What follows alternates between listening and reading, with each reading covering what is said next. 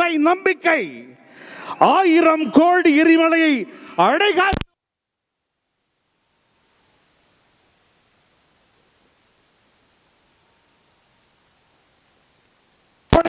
தமிழ் பேரிட எழுச்சி பொதுக்கூட்டத்தின் உரை ஆற்ற வருகிறார்.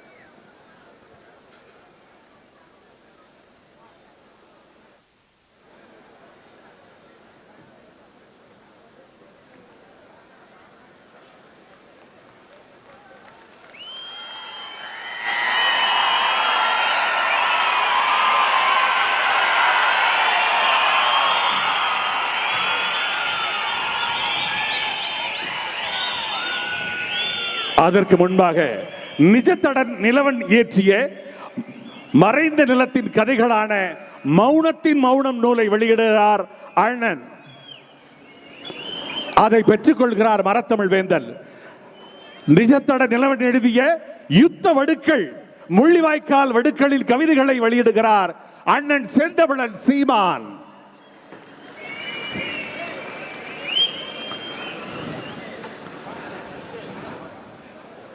இதோ அண்ணன்.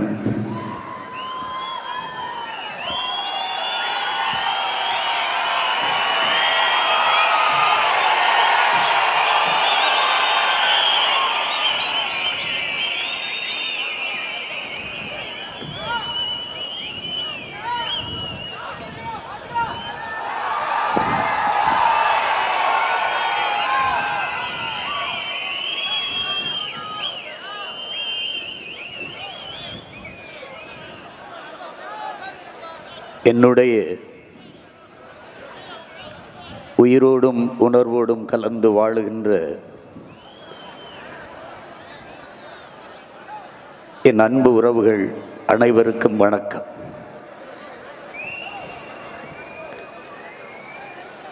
மே 18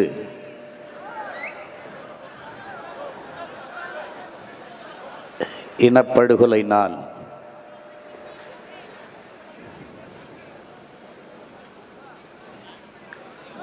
இந்த இடத்தில்தான் அன்று விழுந்தோம். அதே இடத்தில்தான் பேரெழுச்சியாக நாம் தமிழர்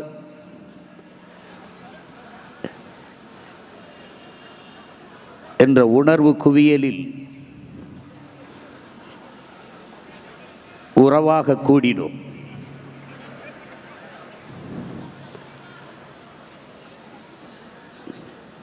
நாம் விழுந்ததெல்லாம் அழுவதற்கு அல்ல, எழுவதற்கு என்பதை உலகத்தாருக்கு உணர்த்துவதற்காகவே ஒன்று கூடி எழுந்தோம்.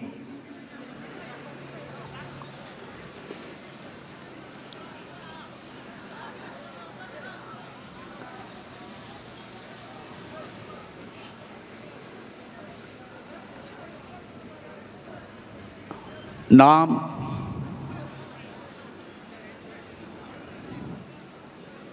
வரலாற்றில் மிகவும் மாண்பு கொண்ட ஒரு இனத்தின் மக்கள், பெருமைபட வாழ்ந்த பேரினத்தின் மக்கள்.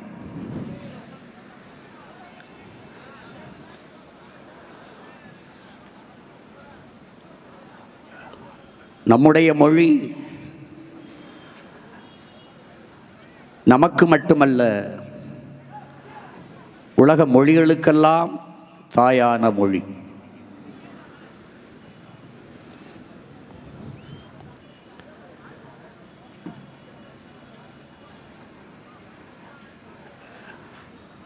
எல்லா மொழிகளும் மனிதனால் பேசப்பட்டது. நம்முடைய மொழி மட்டும்தான் இறைவனால் பேசப்பட்டது. மணிநெற்றி உமிழ்செங்கன் தளல்புரை சுடர் கடவுள் தந்த தமிழ்.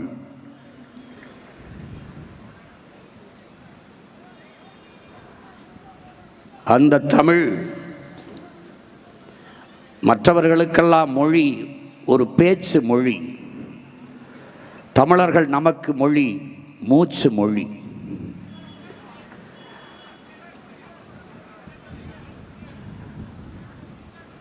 அதனால்தான் நம்முடைய புரட்சி பாவலன் வெங்கொடுமை சாக்காட்டில் விளையாடும் தோலங்கள் வெற்றி தோள்கள், கங்கையைப் போல் காவிரி போல் கருத்துக்கள் ஊறும் உள்ளம் எங்கள் உள்ளம், வெங்குருதி தண்ணில் கமழ்ந்து வீரம் செய்கின்ற தமிழ் எங்கள் மூச்சாம் என்ற முழக்கத்தை முன்வைத்தார்.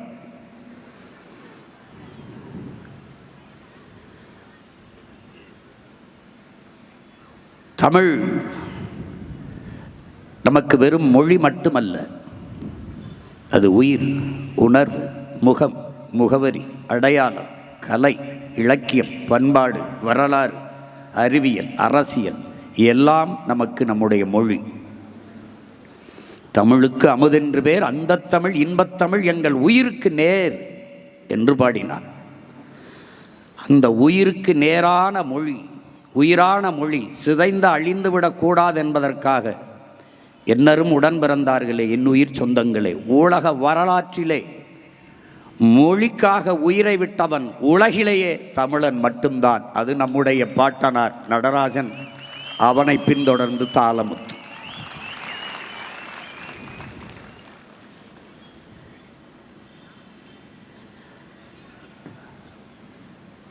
உயிரினை காத்த அந்த மொழி இன்று நம்மிடத்தில் இல்லை என்பது எவ்வளவு பெரிய பெருந்துயரம். வலியோர் சிலர் எளியோர் தமை வதையே புரிகுவதா, மகராசர்கள் உலக ஆளுதல் நிலையாமெனும் நினைவா, உலகால உனது தாய்மிகு உயிர்வாதை அடைகிறாள் உதவாதினி ஒரு தாமதம் உடனே விழி தமிழா என்ற முழக்கத்தை முன்வைத்தான் நம்முடைய புரட்சி பாவலன். உடனே விழித்தான், அவன் விழித்தான். செந்தமிழை செந்தமிழ் நாட்டை சிறை மீட்க நந்தமிழர் உள்ளத்தில் வையம் நடுங்கும் வெந்தணல் ஒன்று விரைந்து வளர்ந்ததென்று குந்தி குரல் எடுத்து கூவாயோ கருங்குயிலே என்றார். அப்படி நந்தமிழர் உள்ளத்தில் வெந்தணலாக விரைந்து ஒருவன் வந்தான்.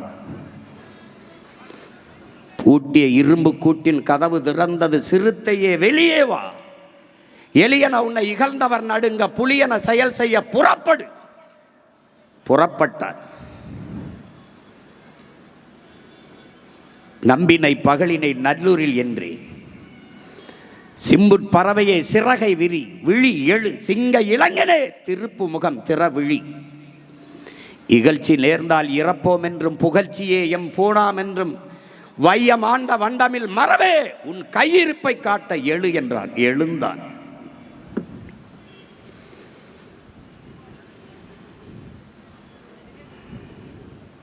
அவன்தான் பல ஆயிரம் ஆண்டுகளாக அடிமைப்பட்டு கிடந்த அன்னை தமிழ் சமூகத்தின் விடியலுக்கு வந்த பகலவன். உணர்வை இழந்து உரிமை இழந்து கிடந்த இன மக்களுக்கு உரிமை மீட்க வந்த மீட்பன். 2000 ஆண்டுகளில் எவனும் கண்டிராத போராயிரம் கண்ட பேரின பெருமகன்.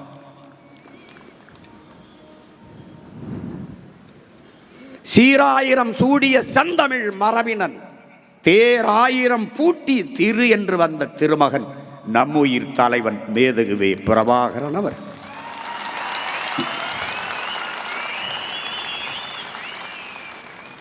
அவன்தான் சொன்னான், லட்சியத்தில் உறுதி கொண்டு ஒன்றுபட்ட மக்களை எதுவும் ஒன்றும் செய்துவிட முடியாது என்று. இந்த அற்ப தேர்தல் வெற்றியும் தோல்வியும் கண்டு துவண்டு போகிற கட்சி தொண்டர்கள் அல்ல நாங்கள். கட்சி தொண்டர்கள் அல்ல, நன்கு கட்டமைக்கப்பட்ட தமிழ் தேசிய ராணுவத்தின் வீரர்கள். ஆள் மாற்றம், ஆட்சி மாற்றத்திற்கு வந்த அரசியல்வாதிகள் அல்ல, அடிப்படை அமைப்பு அரசியல் மாற்றத்திற்கு வந்த புரட்சியவாதிகள். இங்கே பூனையை விட புலி வலிமையானது என்பதை எலிகள் ஒருபோதும் ஒத்துக்கொள்வதில்லை. அதுதான் பிரச்சனை, அதுதான் பிரச்சனை.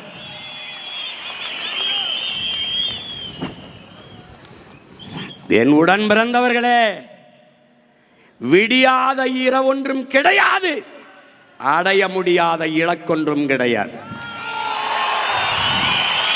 ஒவ்வொரு இரவும் விடிகாலை அடுத்த நல்ல விடியலை தயாரித்துக் கொண்டிருக்கிறது. அப்படி ஒவ்வொரு தோல்வியும் மகத்தான வெற்றியை தயாரித்துக் கொண்டிருக்கிறது.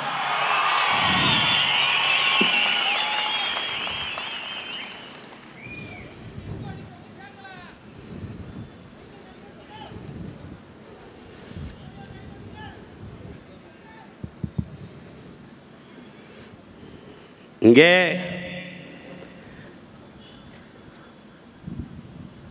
எதற்காக போராடினோம்? எதற்காக நாம் இந்த களத்திற்கு வந்தோம்? கட்சி ஆரம்பித்து பதவியை கைப்பற்றல. அதிகாரம் எதற்கு நமக்கு தேவைப்படுகிறது? எதற்காக இந்த அதிகாரத்தை விரட்டி தரத்தி ஓடிக்கொண்டிருக்கிறோம்? எதற்காக?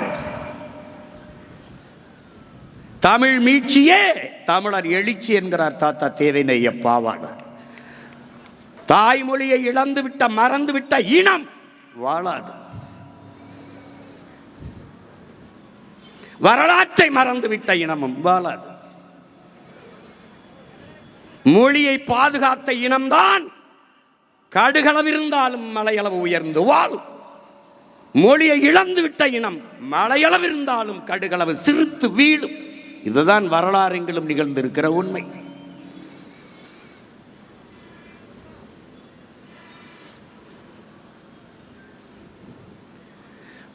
வரலாற்றை பாதுகாத்த இனங்கள் தான் உயிர்ப்போட வாழ்ந்து கொண்டிருக்கிறது. நாம் மொழியை இழந்தோம், வரலாற்றை மறந்தோம், உணர்வின்றி உயிரோடே இறந்தோம்.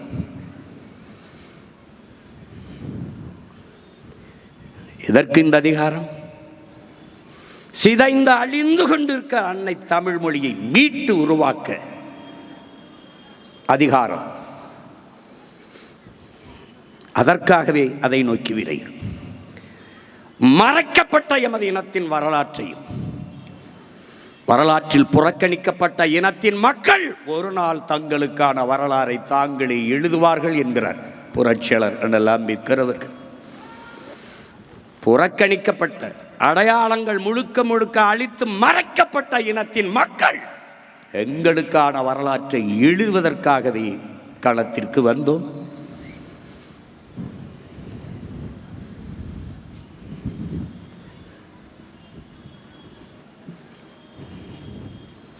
இன்னும் அப்படியே இருக்கிறது. இந்த களமும் காலமும் எங்களுடையதுதான். இன்னும் அப்படியே இருக்கிறது. கால்கள் வழிநடத்தி செல்கிற பிள்ளைகள் அல்ல, உயர்ந்த கனவு வழிநடத்தி செல்கிற பிள்ளைகள். எங்களுக்கு இழப்பதற்கு ஒன்றுமில்லை உயிரை தவிர. ஆனால் அடைவதற்கு உயர்ந்த உன்னதமான லட்சியம் இருக்கிறது.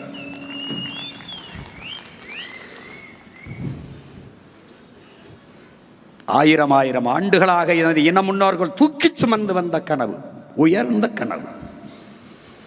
அரசாட்சியா குடிதலி கோலோச்சும் மாநில மன்னன் அடிதொழி நிற்கும் உலகு முறை செய்து காப்பாற்றும் மன்னவன் மக்களுக்கு இறை என்று வைக்கப்படும். உருவசியும் ஓவா பிணியும் செருவகையும் சேராது இயல்வதன் நாடு பகுத்து வகுத்து தந்த என் பாட்டன். கனவு அப்படியே இருக்கிறது. அதை நிறைவேற்றுவதற்கான காலமும் இன்னும் எங்கள் முன்னால் இருக்கிறது. எங்கள் திருநாட்டில் எங்கள் நல்ல ஆட்சியே என்றான் எங்கள் புரட்சி பாவலன். எங்கள் முன்னோர்கள் கண்ட அந்த நல்ல ஆட்சி, அறம் சார்ந்த ஆட்சி செய்த மறவர்களின் வாரிசுகள் அந்த ஆட்சியை இதே என் அன்னை நிலத்தில் நாங்கள் நிறுவுவோம்.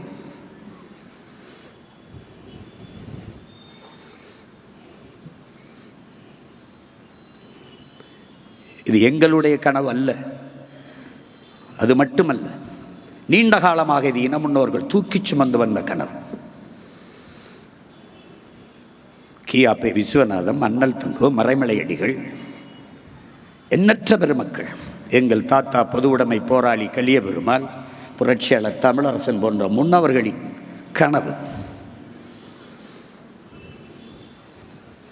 மொழி செத்துவிடக்கூடாது என்று செத்தார்கள் எங்கள் முன்னவர்கள். கீழப்பலூர் சின்னச்சாமி, விருகம்பாக்கம் அரங்கநாதன், கோடம்பாக்கம் சிவலிங்கம்,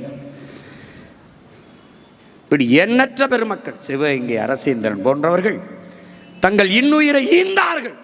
தன்னுயிர் மொழி செத்துவிடக்கூடாது என்பதற்காக. பயனற்று போனது, மொழி செத்து போனது.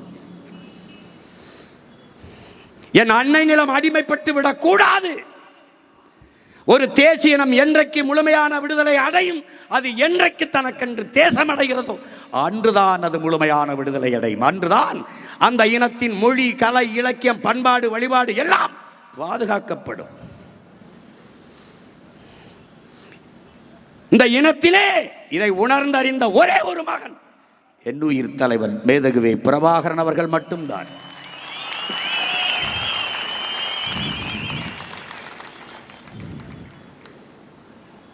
அதற்காக அவன் முன்னவர்கள் கொண்டிருந்த நோக்கத்தை அவன் உள்வாங்கினான். என்ன? அடிமை வாழ்வினும் உரிமை சாவு மேலானது.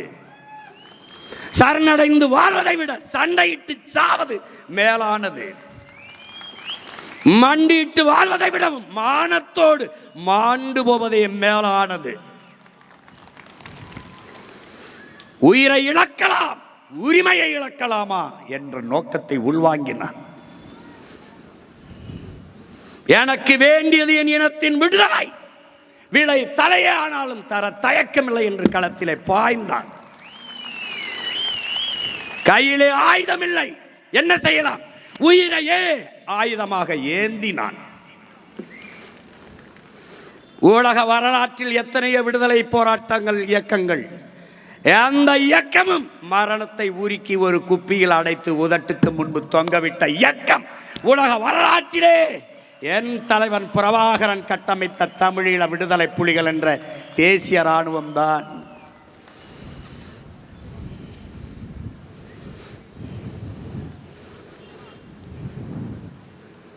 பயந்து சாகிறான். அவர் படத்தை பார்த்தாலே நடுங்குகிறான். இவர்களுக்கு என்ன பிரச்சனை? சீமானும் அவன் பிள்ளைகளும் அவன் உடன் பிறந்தார்களும் திரும்ப திரும்ப இதையே மறைய விடாமல், அழிய விடாமல் அந்த உணர்வை பேசி பேசி அடுத்த தலைமுறைக்கு கடத்தி கொண்டிருக்கிறார்கள் என்ற பிரச்சனை இவர்களுக்கு.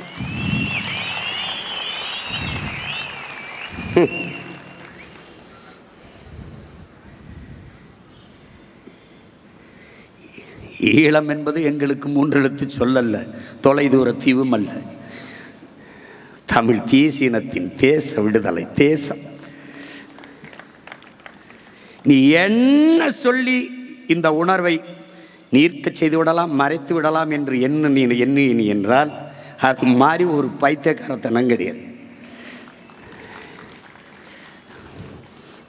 சீமானன்பன் ஒற்றை மகன் என்று நீ எண்ணினால் அது பெருத்த ஏமாற்று. பல லட்சக்கணக்கான தீ, பெருந்தீ பற்றி பரவி கொண்டிருக்கிறது.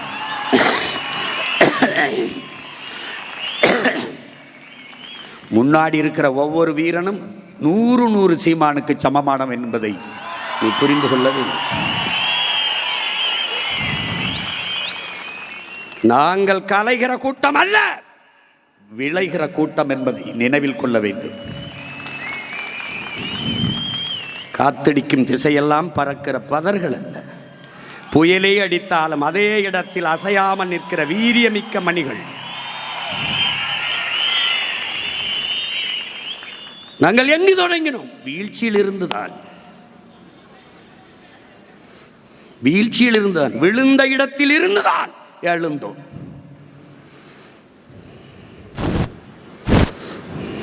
வீழ்வதல்ல தோல்வி, வீழ்ந்தே கிடப்பதுதான் தோல்வி.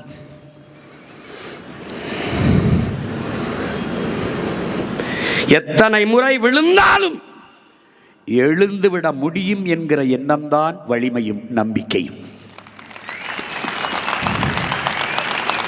என் உடன் பிறந்தவர்களே, என் உயிருக்கு இனிப்பானவர்களே, 7 அடி நீளம் தாண்ட 70 அடி பின்னோக்கி போய் ஓடி வர வேண்டியது இருக்கிறது. இந்த பின்னோக்கி போனது 7 அடி அல்ல, 70 அடி பாய்வதற்கு என்பதை என் அன்பு தம்பிதங்கள் புரிந்து கொள்ள வேண்டும்.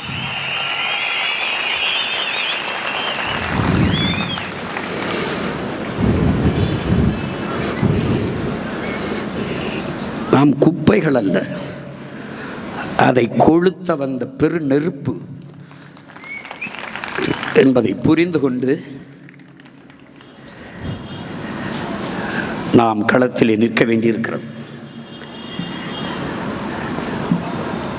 வெறும் அற்ப தேர்தல் வெற்றி தோல்வி அல்ல நம்மை தீர்மானிப்பது. அதிகாரம் மிக வலிமையானது, அண்ணல் அம்பேத்கர் சொல்கிறார். ஆனால் அதே அதிகாரம் நிலையானதல்ல, அது மாறும். ஆனால் நாம் ஏற்றிருக்கிற தத்துவ நிலைப்பாடுதான் உறுதியானது, மாறாதது.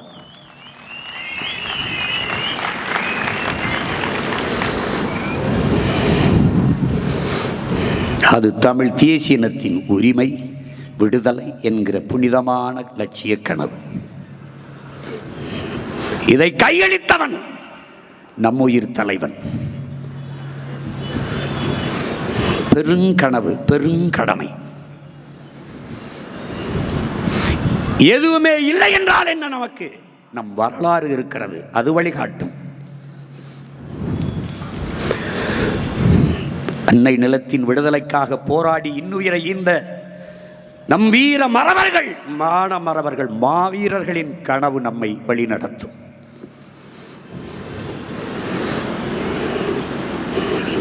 நம் உயிர் தமிழுக்கு வலிமை இருக்குமானால் அந்த மொழியை காக்க இன்னுயிரை இந்த ஈக மறவர்கள் அவர்கள் உயிர் கொடுத்தது உண்மையானால், தாய் நிலம் அடிமைப்பட்டு விடக்கூடாது, ஒரு தேசியனம் விடுதலை பெற்று பெருமையோடு வாழ வேண்டும் என்கிற புனித கனவை சுமந்து போராடி நமது மாவீரர்கள் இன்னுயிரை ஈந்தது உண்மையானால் நாம் உறுதியாக வெல்லுவோம் என்பதும் உண்மைதான் என்பதை என் அன்பு சொந்தங்கள் புரிந்து கொள்ள வேண்டும். இப்பவும் சொல்வேன், எப்பவும் சொல்வேன், நம் முன்னவர்கள் எடுத்த ஆயுதங்களுக்கெல்லாம் எதிராக வலிமையான ஆயுதங்கள் இவர்களிடத்தில் இருந்தது. ஆனால் அவன் பிள்ளைகள் நாம் ஏந்துகிற அறிவாயத்துக்கு எதிரான ஆயுதம் உலகத்தில் இன்னும் எவனிடத்திலும் இல்லை. அது எவனும் நமக்கு எதிராக ஏந்த போவதும் இல்லை. அவதூறை வேண்டுமானாலும் பரப்பலாம். நீங்கள் அதற்கெல்லாம் துவண்டு போகிறவர்களா? விமர்சனங்களை கடக்க முடியாதவன் விரும்பியதை அடைய முடியாது. அவதூறுகளை தாங்க முடியாதவன் அற்ப வெற்றியை கூட தொட முடியாது. திரும்ப திரும்ப சொல்கிறேன், வியர்க்காமல் விளையாட முடியாது, விமர்சனம் இல்லாமல் வளர முடியாது. விமர்சனங்களை உரமாக்கு, அதில் உன் லட்சியத்தை மரமாக்கு. தலைவர் நமக்கு கற்பித்ததான், விமர்சனம் என்பது வெறும் சொற்கள் தான், நம்மை காயப்படுத்தும் கற்கள் ஒன்றும் அல்ல. கடந்து போ, நடந்து போ, உன் லட்சிய பாதையில் எந்த இடம் இருந்தாலும் தாண்டி வா.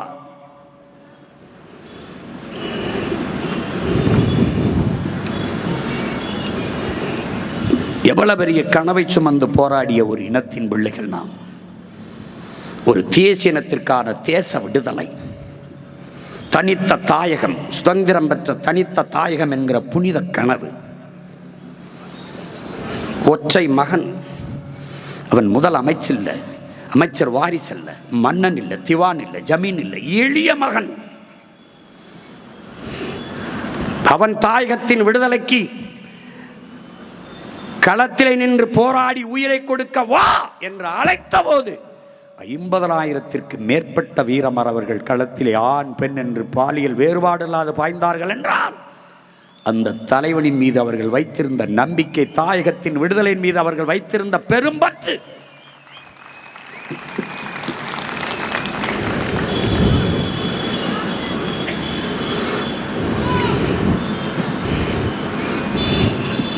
பல்லாதிக்க நாடுகள் எல்லாம் சேர்ந்து, இந்திய துணைக்கண்டமும் இணைந்து, அன்றைக்கு இந்திய ஒன்றியத்தையும் இந்த நிலத்தையும் ஆண்டு கொண்டிருந்த கட்சி ஆட்சிகள் எல்லாம் சேர்ந்து நம்மை அழித்தார், கதற கதற அழித்தார்.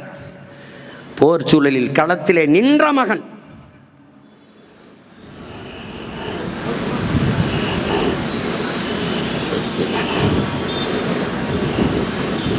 பதாகையில் படங்களில் பார்க்கிறீர்கள், கறிக்கட்டையாக கடி கிடக்கிறது நம் பிள்ளைகள் தான். உடல் சிதைந்து இறந்து கிடப்பது நம் பிள்ளைகள் தான். என்ன மொழி பேசப்போகிறோம், எந்த இனத்தில் பிறந்திருக்கிறோம் என்பதை தெரியாது இறந்து போன பிஞ்சுகள் இவர்கள் தான். ஒரு நாட்டுக்கும் இன்னொரு நாட்டுக்கும் இடையே சண்டை நடக்கும் போது கூட பயன்படுத்தக்கூடாத தடை செய்யப்பட்ட ஆயுதங்களை எல்லாம் பயன்படுத்தி அளித்தார்கள். சொந்த நாட்டு மக்களின் மீது இராணுவ தாக்குதல் நடத்தக்கூடாது. சிரியா மீது நடக்கும்போது அமெரிக்கா ரஷ்யா உள்ள வருது, எப்படி இராணுவ தாக்குதல் நடத்தின? நம் மீது தடுத்தும்போது அவர்கள் எல்லாம் துணை நின்றார்கள், கேட்க வரவில்லை.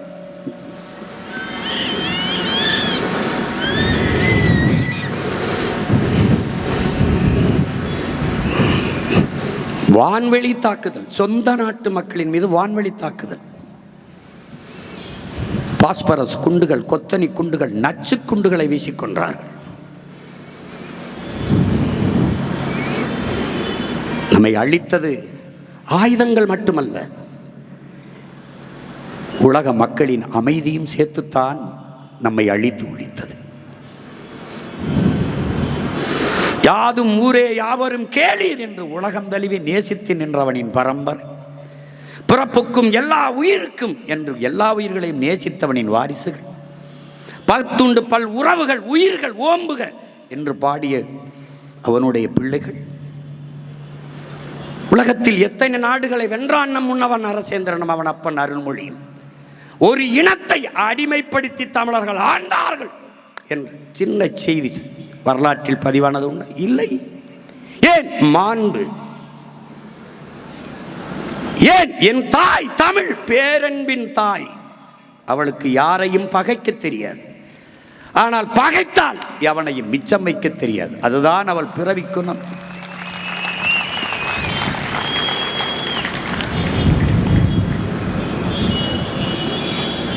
ஒரு அயலான்கிற ஒரு சிறுவன் கடற்கரையில் செத்து ஒதுங்கினான் என்பதற்கு உலகம் பதறியது, கதறியது, கண்டித்தது, துடித்தது.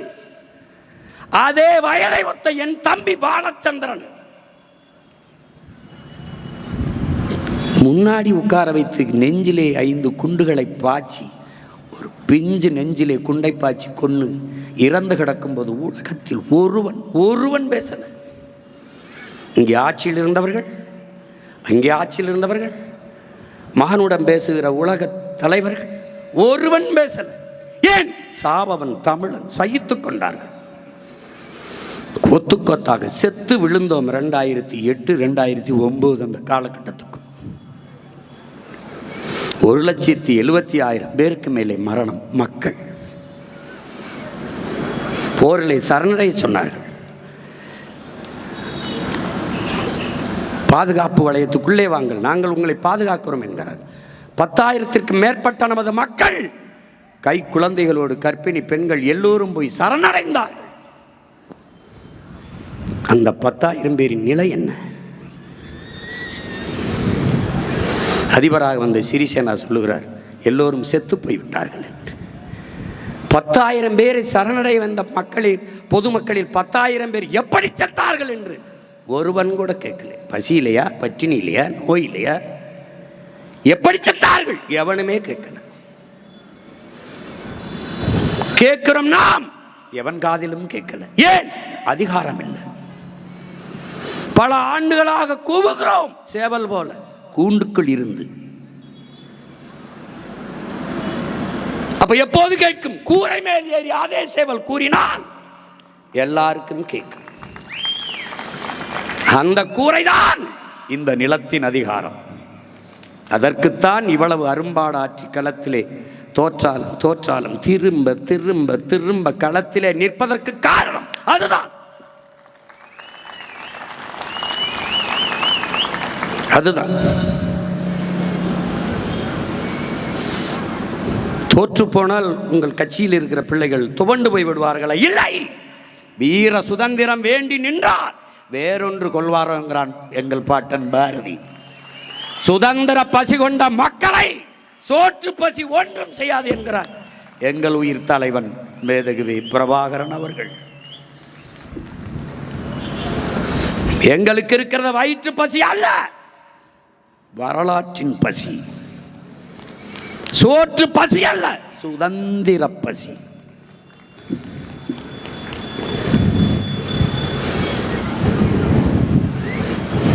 உடலிலே கடைசி உயிர் துளி இருக்கும் வரை இந்த மூச்சு தமிழ் தேசியனத்தின் உரிமை, மீட்சி, விடுதலை, விடுதலை என்றுதான்.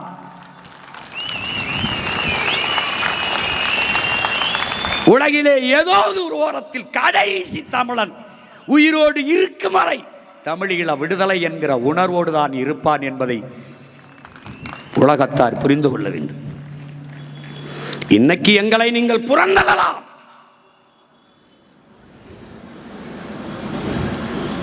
எங்கு உன் மொழி நிராகரிக்கப்படுகிறதோ அங்கு உன் குரல் வலை நெரிக்கப்படுகிறது என்கிறான். இன்று என் மொழி நிராகரிக்கப்பட்டு எங்கள் குரல் வழி நெரிக்கப்படலாம், நீ என் வெற்றியை தள்ளி போடலாம், ஆனால் ஒருபோதும் தடுத்து விட முடியாது என்பதை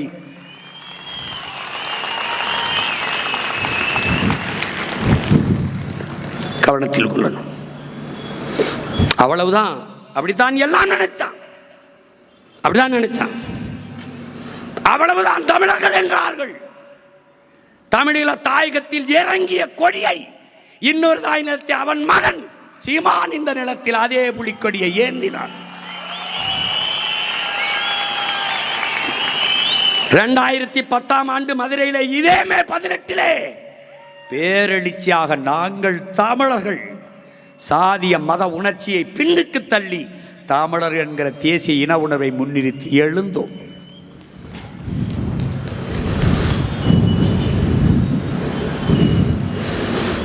இலக்கை குறித்தாகிவிட்டது, பாதை சரியாக இருக்கிறது, பயணம் தெளிவாக இருக்கிறது, உழைப்பு உறுதியாக இருக்கிறது, வெற்றி உறுதியாக இருக்கிறது.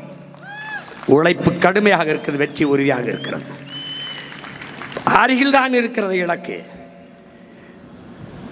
சற்று பயண தூரம் சற்று அதிகமாக இருக்கிறது. அதனால் எங்கள் கால்களை உடல்களை வலிமைப்படுத்திக் கொண்டு மீண்டும் மீண்டும் மீண்டும்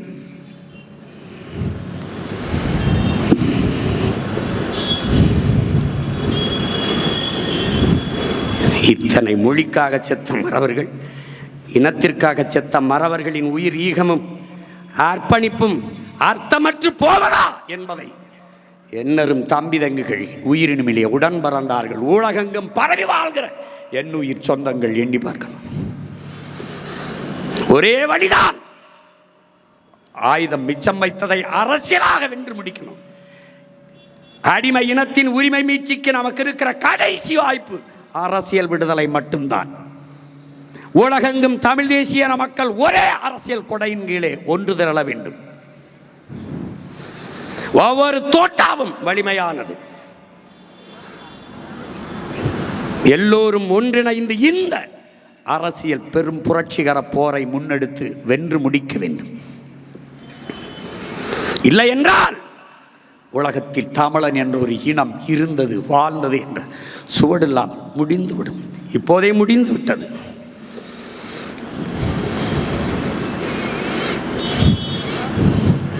நம் மக்களுக்கு தேவை ஐடியாலஜி இல்லை, இமேஜ்.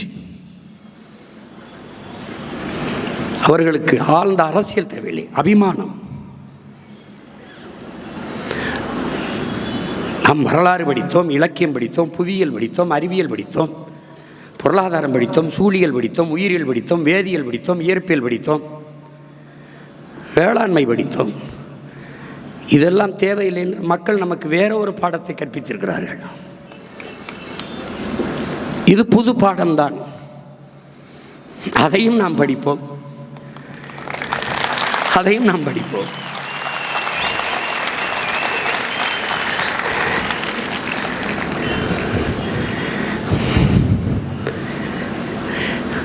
மின்சாரம் இல்லாத இரவுகளில் மக்கள் மெழுகுவர்த்தியை தேடுவார்கள் என்கிறார்கள்.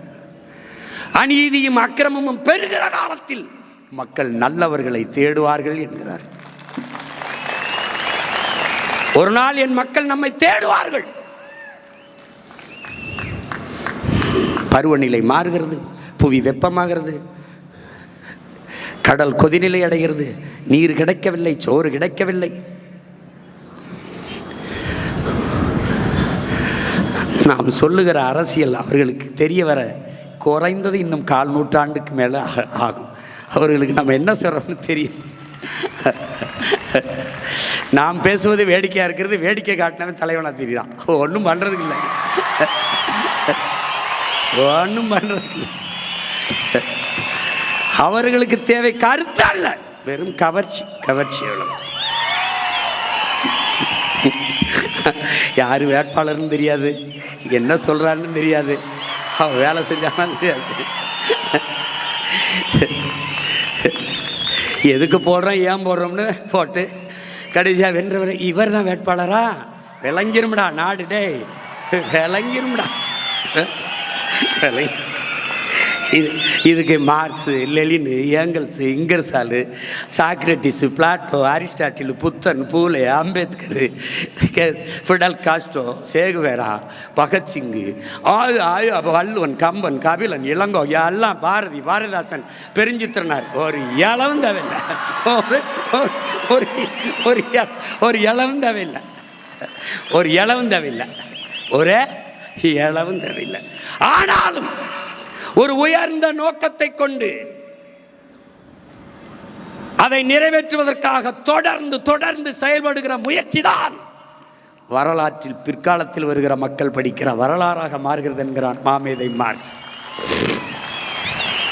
என் அன்பு உடன் பிறந்தார்களே, பேரன்பு மிக்க என் பெற்றோர்களே, அலை கரும்பாறையை கலைப்பது வலிமையால் அல்ல, தன் விடா முயற்சியால் என்பதை புரிந்து கொள்ள வேண்டும். என்னை தோற்கடித்து தோற்கடித்து நீ தோற்று போவாய், கடைசியாக நான் வென்று முடிப்பேன், அன்னைக்கு நீ என்னோடு சேர்ந்து சிரிப்பாய். ஏன் ஏன் நான் காலத்தின் மகன், வரலாற்றின் பிள்ளை. சிதைந்து அழிந்து கொண்டிருக்கிற தமிழ் தேசிய மக்கள் பாதுகாப்பாக வாழ்வதற்கு போராடித்தான் ஆக வேண்டும் என்ற நிலைக்கு தள்ளப்பட்டு விட்டார்கள். இந்த வரலாற்றின் பேரடைப்பிலிருந்து, பெரும் பணியிலிருந்து தமிழ் இளம் தலைமுறையினர் விலகிச் செல்ல முடியாது என்கிறார் எங்கள் உயிர் தலைவர். அந்த கூற்றுக்கேற்ப விலகிச் செல்லாமல் கூடியவர்களால் இங்கே இங்கே உலகில் நமக்கென்ற ஆதரவு குரல் எழுப்பவோ ஆதரவாக கையிட்டவோ எவருமற்ற நிலையில் தனித்து விடப்பட்ட அடிமை தேசியத்தின் மக்கள் நாம் என்கிறார். யாரும் இல்லை, எனக்கு நான், உனக்கு நீ, நமக்கு நாம். நம்முடைய உணவை நாமே எடுத்து உண்பது போல, நம்முடைய மூச்சுக்காற்றை நாமே சுவாசிப்பது போல, நமது உரிமையை, நமது விடுதலையை நாமே போராடி பெறுவது. அதை நிறுவி காட்டினான் நம்முடைய தலைவன். எந்த இராணுவத்திடம் படை உதவி கேட்கல. சொந்த நாட்டு மக்களை, தன் இனத்தின் மக்களையே இராணுவமாக கட்டி போராடியவன். எவனையும் சார்ந்தில்லை. என் விடுதலை என் கையில்.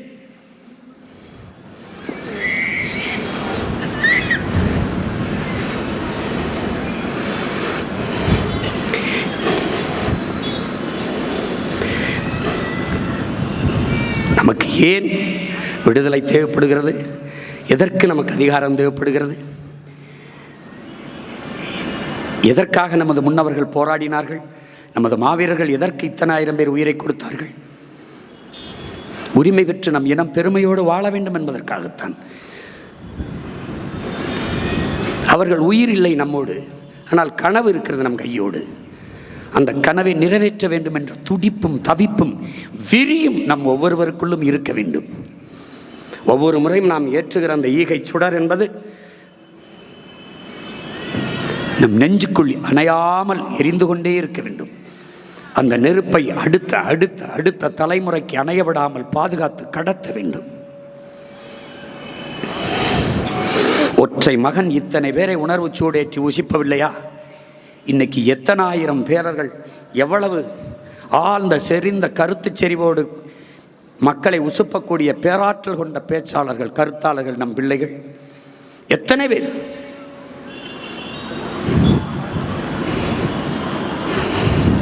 எத்தனை பேர். இறுதியாக போர் முடிவதற்கு சற்று முன்பு தலைவர் சொன்ன வார்த்தை, பற்ற வைத்து விட்டோம், அது எரியும் என்கிறார். அவர் பற்ற வைத்து விட்டார், எரிகிறது.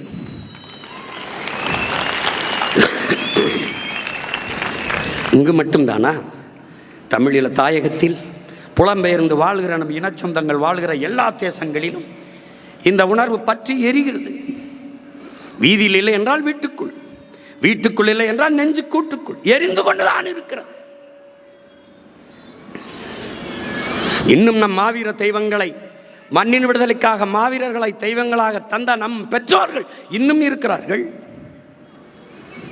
களத்திலே நின்றவர்கள், கைகாலை இழந்தவர்கள், இன்னும் காலிலே நெஞ்சிலே தலையிலே குண்டை சுமந்து இருப்பவர்கள் இன்னும் உயிரோடு இருக்கிறார்கள்.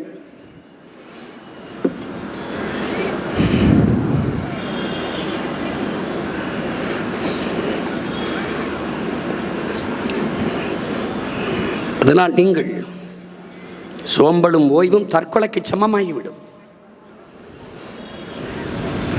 எடுத்த இலக்கை முடியும் வரை, ஐயா அப்துல் கலாம் அவர்கள் சொன்னதுதான்,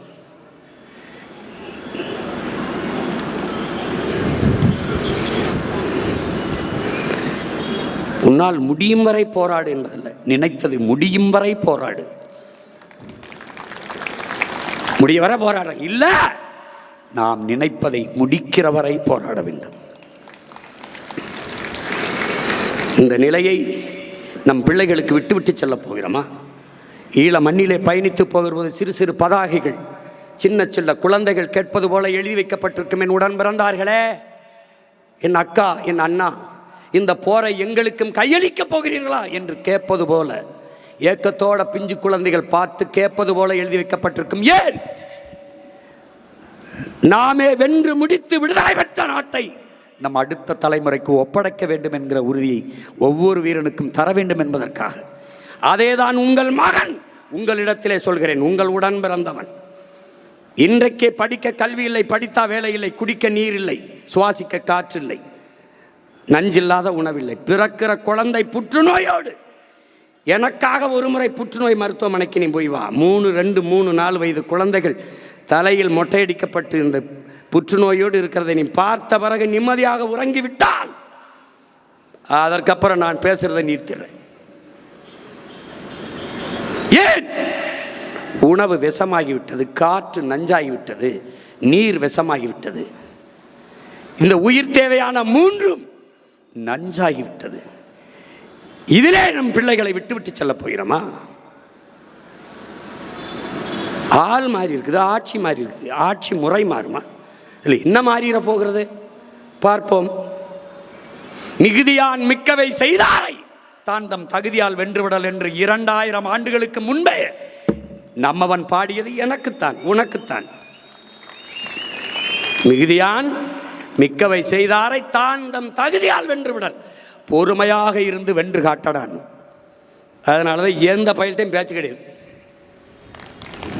எவன்டையும் பேச்சு கிடையாது.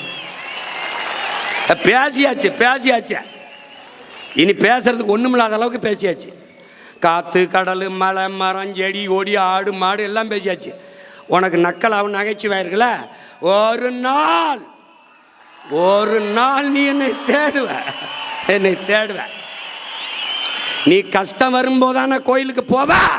ஒரு நாள் என் கோயிலுக்கு நீ வருவானி, நீ வருவானி, என்கிட்ட வருவானி. எதுவும் மாறாது, எதுவும் மாறாது. மாற்றுவதற்கு என்னையும் என் பிள்ளைகளையும் தவிர எவனாலும் முடியாது. எந்த பிரச்சனைக்கும் வேறும் தெரியாது, தீர்வும் தெரியாது.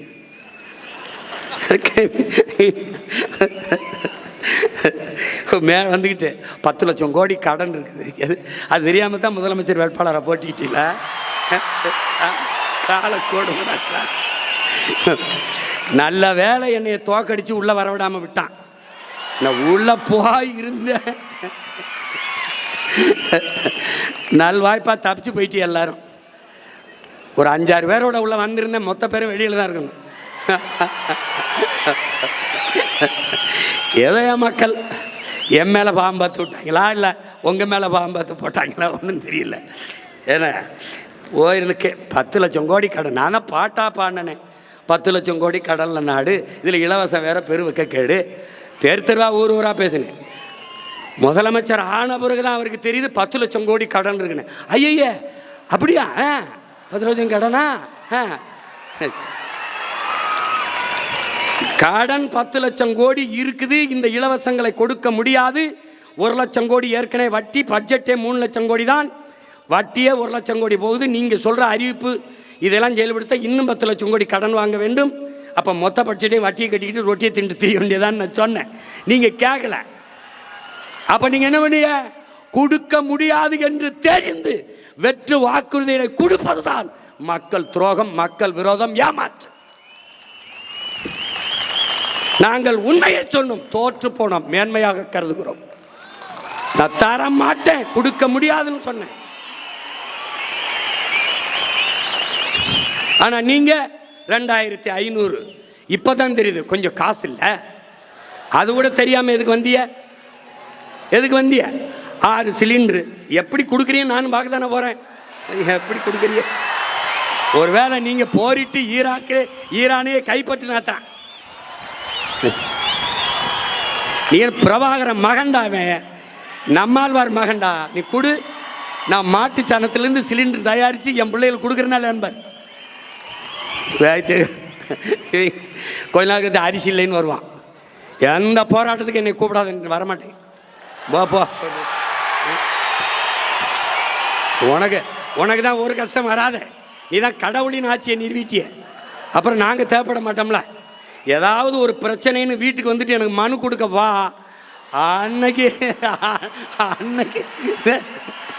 அன்னைக்கு பாப்பா இந்த சிரிச்சுக்கிட்டு இருக்க சீமா இல்லை. அன்னைக்கு சேட்டை உனக்கு என்ன சொல்கிறோம் ஏது சொல்கிறோம்னு கேட்கறது இல்லை. படித்த இளைஞர்களுக்கு 4000, இடைநிறுத்தத்துக்கு 15,000, கல்வி கடன் 20 லட்சம். எங்கிருந்து ராஜா? எங்கிருந்து? பாருங்க, எப்படி பாருங்க. அவர் என்ன பண்ணுவார் பாவம், கடன் ஆகி போச்சு.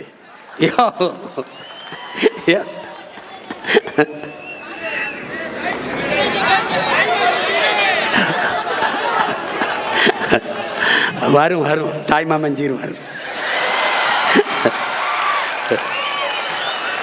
நீ பொண்ணு பார்த்துட்டு காத்துரு, தாலிக்கு தங்க வரும். தாய்மாமன் சீர் வரும். இது ஒரு கேவலம்டா, இது ஒரு கேவலம். ஆனால் நான் நிறைய பாடம் நடத்தினேன். எனக்கு என் மக்கள் நடத்தின பாடம் இருக்குல்ல, படிக்க முடியல, திணறிட்டேன். ஜனநாயகம் அதான் சொல்கிறான். ஹிட்லரு எத்தனை ஆண்டுக்கு முன்னாடி சொல்கிறான் பாருங்க. மக்கள் ஒருபோதும் அறிவு தலைமையை தேட மாட்டார்கள், கவர்ச்சியை நோக்கித்தான் ஓடுவார்கள். கவர்ச்சியால் உருவாக்கப்பட்ட சமூகம் ஒருபோதும் அறிவு சமூகத்தை படைக்காது. ஏன் போட்டேன்? என் பேத்தி சொல்லிச்சு போட்டேன். உன் பேத்தி ஒரு குவார்டர் கேக்குது, வாங்கி கொடுப்பியா? ஏது பேத்தி சொல்லிச்சு போட்டேன். பேரன் சொன்னான் போட்டேன். ஜனநாயகம்ங்கிறது எவ்வளவு வேடிக்கையானதா இருக்கு பார்த்துக்க. அப்பாடி. சரி, என்ன செய்யறது? பிறந்துட்டாங்க கூட, போராடி இறந்துட்டான் ரொம்ப பேர். நான் பாட்டுக்கு படம் எடுத்து ஏதோ வருஷத்துக்கு ஒரு 2 படத்தை எடுத்து பிடிச்சி நடிச்சு கிடிச்சு பொழச்சிட்டு இருந்திருப்பேன். என்னையே கூட்டி கொண்டு வச்சு மண்டையை கழுவி நான் என்ன செய்கிறது அங்கே போயின்னு, நீங்கள் போய் இறங்குங்க, உங்களுக்கு என்ன செய்யணும்னு தெரிய வந்துடும்னு. எனக்கு தெரிய வந்துருச்சு, இங்கே பல பேருக்கு ஒன்றும் தெரிய வரவே இல்லையே. அதான பிரச்சனை. நான் போராடாத பங்கேற்காத போராட்டம் கிடையாது. இப்படி திரும்பி பார்த்தா கட்சி ஆரம்பித்த காலத்திலேருந்து இந்த 15 ஆண்டுகள் இப்படி திரும்பி பார்த்தா எல்லா போராட்டம், வெயில், மலை, காடு, பசி, வட்டினி, எத்தனாயிரம் கிலோமீட்டர் பயணம், எத்தனாயிரம் மணி நேரம் பேச்சு, எதுவுமே பயனில்லை. எதுவும் பயனில்லை. ஆனால் என்ன நினைக்க வேண்டியிருக்கு, நம்ம விவசாயி மகன் அப்பா விதைக்கிறாரு முளைக்கலை, மறுபடியும் விதைக்கிறாரு முளைக்கலை, மறுபடியும் விதைக்கிறாரு முளைக்கலை. ஆனால் மறுபடியும் உழுது நம்பிக்கையோடு ஒரு விவசாயம் விதைச்சிக்கிட்டு இருக்கான் பாரு. ஏன்னா நிலத்தை தரிசு போட முடியாது.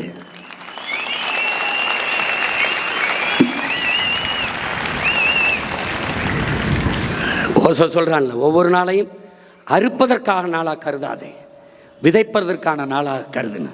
விதைப்போம். இந்த காலம் நமக்கானது. இந்த காலத்தையும் களத்தையும் நம் கைக்கு நகர்த்தணும். நம்மகிட்ட 2 என்ன இருக்குது? உண்மை இருக்குது, நேர்மை இருக்குது, உழைப்பு இருக்குது. வேற ஒன்றும் இல்லை. திரும்ப திரும்ப அதே உண்மையும் நேர்மையுமாக நின்று கடுமையாக உழைப்போம். களத்தை நமதாக்குவோம்.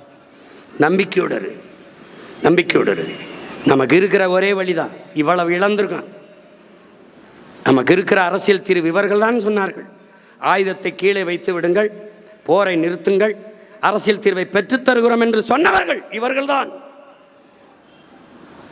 இந்த பன்னாட்டு சமூகம் எல்லாம் இன்னைக்கு ஐநா பெருமன்றத்திலே போனால் இலங்கையிலே நடந்தது இனப்படுகொலை அல்ல, ஒரு போர்க்குற்றம், அவ்வளவுதான். அதை இனப்படுகொலை என்றே ஏற்க மறுக்கிறது. காரணம், இங்கே இருக்கிற அதிகாரமும் இந்திய ஒன்றிய அதிகாரமும் நமக்கு எதிராக இருக்கிறது. தமிழர்களின் தாயக விடுதலையை தடுக்கிறது. உலகத்தின் மரபென்ன? வல்லாதிக்கத்தின் அழகென்ன? எளியவன் பக்கம் நிற்பது. புரட்சியாளர் லெனின் என்ன சொல்றான்? ஒடுக்குகிற தேசிய இனத்திடமிருந்து ஒடுக்கப்படுகிற தேசிய இனம் விடுதலை பெற விரும்புவது தன்னுரிமை. அந்த தன்னுரிமையை போராடி பெற வேண்டியது ஒவ்வொரு தேசிய இனங்களின் பிறப்புரிமைங்கிறான். அந்த பிறப்புரிமை கெட்டுத்தான் நாம் போராடினோம். ஒரு வீட்டுக்கு மனமுடித்து வருகிற மணப்பெண் வாழ பிடிக்கவில்லை என்றால் மனமுறிவு கேட்டு செல்வதை அவ குடும்ப உறவை சிதைக்கிறாள் என்று சொல்வது எப்படிப்பட்ட பைத்தியக்காரத்தனமோ, அப்படி ஒரு தேசிய இனம் விடுதலை பெற்று பிரிந்து செல்ல விரும்புவதை பிரிவினவாதம் என்று பேசுவதும் அப்படிப்பட்ட பைத்தியக்காரத்தனம் என்கிறான். அப்படிப்பட்ட பைத்தியக்காரத்தை தான் பன்னாட்டு சமூகம் செய்கிறது, இந்திய பெருநாடு செய்கிறது. தான் கொடுமை. இனப்படுகொலை என்றால் படுகொலை செய்த இனத்தோடு படுகொலை செய்யப்பட்ட இனம் இணைந்து வாழ்வது என்பது சாத்தியமில்லை என்ற நிலை வரும். அங்கே தனித்தமிழில சோசலிச குடியரசு மலரும். அதனாலேயே இனப்படுகொலை என்பதை ஏற்க மறுக்கிறார்கள். இதே அதிகாரம் நம்மிடத்தில் வந்தால் எவன் மறுப்பான்? தமிழ் தேசிய அரசு நிறுவப்பட்டால் பல லட்சக்கணக்கான மக்களை கூப்பிட்டு தமிழீழ தேசிய அங்கீகார மாநாடு, ஊடக பெரும் தலைவர்கள், இந்திய நாட்டிலே பிற மொழிவழி தேசிய மக்களின் தலைவர்கள், மாநில முதலமைச்சர் கூப்பிட்டு என் தாயக விடுதலையை ஆதரிப்பவன் எவன், எதிர்ப்பவன் எவன் எனக்கு சொல்லு. என்னோடு நிற்க போறது யார், எனக்கு எதிராக நிற்க போறது யார்? இந்த நிலைப்பாட்டை உருவாக்க முடியுமா? முடியாது. அங்கங்கே சுட்டுக் கொல்லப்பட்டுக் கொண்டிருந்த போது இந்திய நாடாளுமன்றத்திற்கு அம்மையார் இந்திரா காந்தி அங்கே நடந்தது இனப்படுகொலை என்று பதிவு செய்தார். ஆனால் என் மொத்த இனமும் செத்து விழுந்த போது, கொன்றொழிக்கப்பட்ட போது அது இனப்படுகொலை என்று சொல்வதற்கு அவருடைய வாரிசுகள், ஆட்சியாளர்கள் சொல்ல தயங்கிவிட்டார்கள். ஏன்? போரை நடத்தி கொன்றவனை அவன்தான். போர் குற்றம் என்ற அளவில் தான் நிற்பார்கள். நாம் அந்த போரே குற்றம் என்று சொல்கிறோம். ஒரு நாட்டு மக்களை தன் நாட்டு இராணுவத்தில் இடம்பெற முடியாது என்ற நிலையை வைத்துக்கொண்டு ஒரு இனத்தின் மக்களை, உரிமை கேட்டு போராடுகிற மக்களை அதே இராணுவ வலிமை வைத்து அழித்து ஒழிப்பதை பன்னாட்டு சமூகம் பார்த்து வேடிக்கை பார்த்து கொண்டிருந்தது. எவனுக்கு தகுதி இருக்கிறது? உரிமை, சுதந்திரம், மனிதநேயம் இதெல்லாம் பேச யாருக்கு உரிமை இருக்குது, தகுதி இருக்குது உலகத்தில்? எத்தனை மனிதநேய ஆர்வலர்கள், சமூக பற்றாளர்கள், உரிமையாளர்கள் ஆந்திர காட்டுக்குள் 20 பேரை சுட்டு போடும்போது எவனாவது வந்து கேட்டானா? இந்த இந்திய கடலுக்குள் 850 பேரை சுட்டு கொண்டிருக்கான், இன்னும் சிறை பிடிச்சு சிறையில் வச்சிருக்கிறான். ஒருத்தன் கேட்க துப்பு இருக்கா? இருக்கா? வேறு ஐயா ஸ்டாலின் அவர்கள் கடிதம் எழுதும்போது, ஐயா கருணாநிதி அவர்கள் எல்லாரும் கடிதம் தான் எழுதிக்கிட்டு இருந்தான், மீனவரை சிறையிலேருந்து விடுதலை செய்யுங்க, அது விடுதலை செய்யுங்கன்னு. இவர் புதிதாக வந்திருக்கிறவர், இவர் கடிதத்தை எழுதிவிட்டு அப்படியே இருந்து விடுவார்கள்னாரு. வந்த 2வது நாள் இவர் ஒரு கடிதத்தை போட்டு இருந்துட்டார். எங்க நான் வர்றேன், கைது ஒன்று சொல்லு பார்ப்போம், கைது ஒன்று சொல்லு. ஒரு சிங்களம் என் ஊரில் இருக்க மாட்டான், பூரா புழல் சிறையில் உட்காந்துருப்பான்.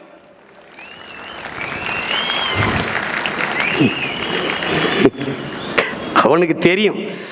அதனால இவனை எப்படியும் வரவிட்டக்கூடாதுன்னு நினைக்கிறான். ஏன்னா இந்த கட்சி மட்டுமா, கார்ப்பரேட் கூட்டாண்மை முதலாளிகள் நம்மளை வீழ்த்துவ நினைப்பார்கள், துடிப்பார்கள். வந்தால் மலையை தொடவிட மாட்டான், குவாரியை தொடவிட மாட்டான், மணலை தொடவிட மாட்டான், நீரை விற்காத வெளியில் போ, தண்ணி விற்பனைக்கு இல்லைம்பா, பள்ளியை தரம் உயர்த்துவான், கல்வியை தரம் உயர்த்துவான், மருத்துவமனையை தரம் உயர்த்துவான், நம்ம வியாபாரம் படுத்துகிறோம். இது தெரியாதா? நான் 5 விழுக்காட்டு முதலாளிகளுக்கு வந்தவன் அல்ல, 95 விழுக்காடு என் மக்களுக்காக வந்தவன்.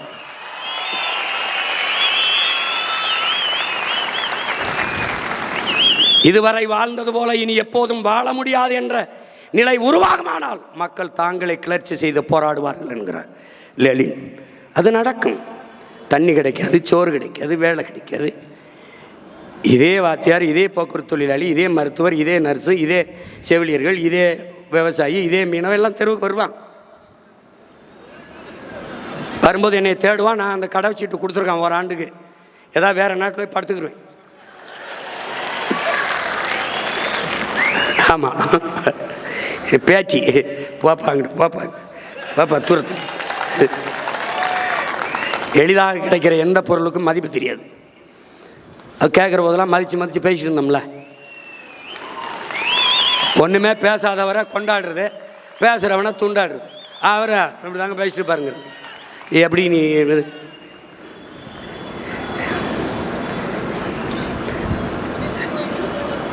எப்படி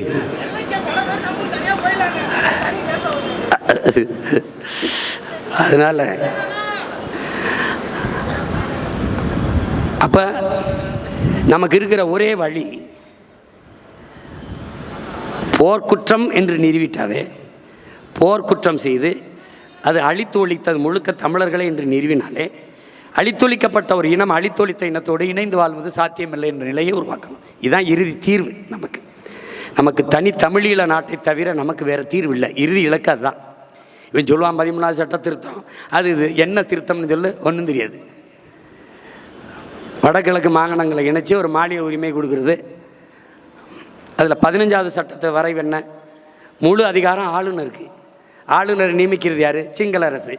ஆளுநருக்கு முழு அதிகாரத்தை கொடுத்துட்டு நம்ம மாடி 2 இதை இணைச்சி என்ன பண்ண போகிற? அதனால் இங்கே ஒன்றத்துக்கு ஆளுநர் உட்காந்துக்கிட்டு படுத்துகிற பாட இங்கே தாங்க முடியல.